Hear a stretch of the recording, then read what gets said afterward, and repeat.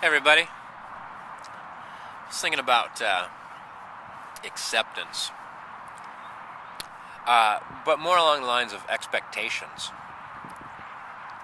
I think that quite often I encounter that I've not met, one of my friends' expectations, and I might do the wrong thing or say the wrong thing. Some coffee, and it's always unfortunate, and I especially think that it's important, like when I disappoint you, that you ask yourself, did Earl do that on purpose? Like if you felt bad when I did something or said something, you'd say to yourself, was it Earl's intention to make me feel bad? And hopefully you'd come up with, oh no, I think that that Earl made a mistake, and depending upon the nature of the mistake, you'd say, hey Earl, I just wanted to ask you about this one thing, and then we'd talk about it. If it's important to you. But I think that sometimes people have, like we talked about friendship, they have expectations, like my friends should, and I sometimes think, like, would you actually write that down on a piece of paper and slide it to your friends? These unspoken rules, or when you are, if you did bring them up, did all your friends like raise their hands and say, I will so be that person for you? 'Cause I guess sometimes they probably would be, but not everybody is going to be everything all the time. I think, like, if you were going to, my averageness, who I am at a kind of a base level, is, slightly interesting, slightly boring, kind of figure that out, a little bit confused.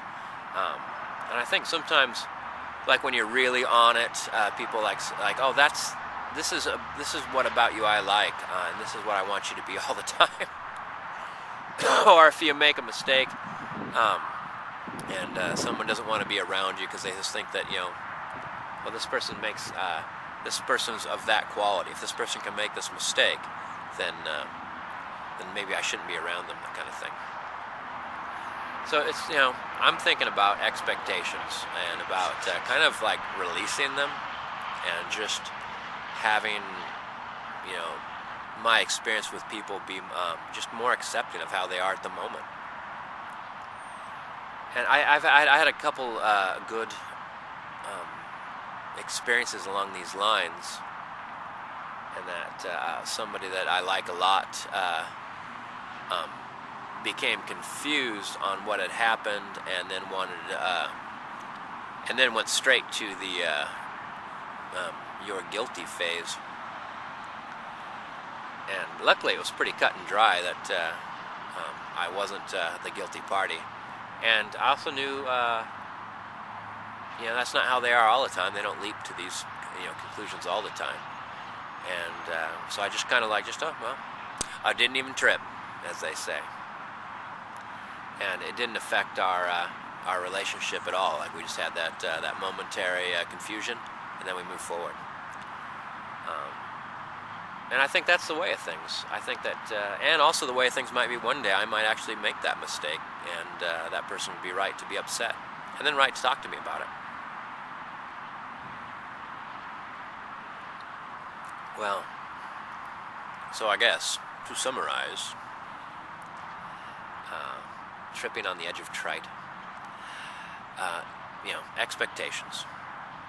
I think that mostly they lead to disappointment, and being more accepting of people as they change and as they go through their different facets, their different natures. I don't know. I think that everyone would enjoy themselves more because of that. And if something ever gets to the point where it's like, this is negatively impacting my health, or my mental health, or my physical health, or just my enjoyment of whatever, then you need to either speak up or make a change, or both, and that's fine, and that's part of life. So when someone drops out of my life, I know they have their reasons, and also am familiar with that scenario, and I know that it doesn't necessarily mean anything bad about me.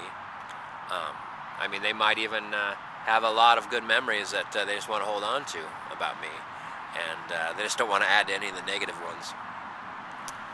So yeah, I guess what I'm saying is I understand, and I don't know, I guess that makes it a little easier, like G.I. Joe says. Alright, everybody. See you in the tubes.